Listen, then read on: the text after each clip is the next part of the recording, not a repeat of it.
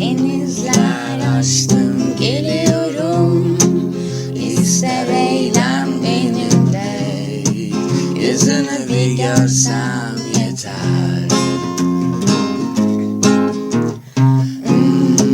Yolumuz ayrı biliyorum, ölmeden son bir defa o götü kavrasam yeter. Hadi gel buluşalım eski köprünün altında, kimseler görmesin.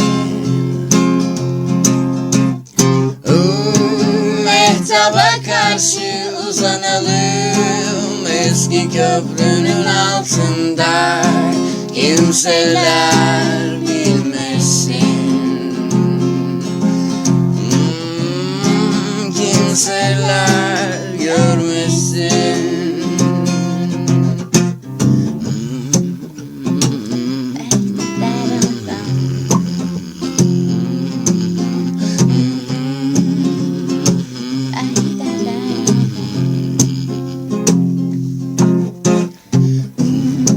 Denizler aştım geliyorum, bilirsin derdim seninle, yüzünü bir görsem yeter.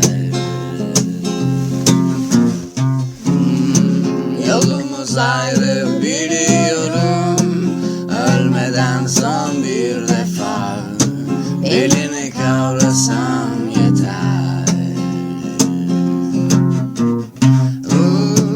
Hadi gel buluşalım eski köprünün altında, kimseler görmesin.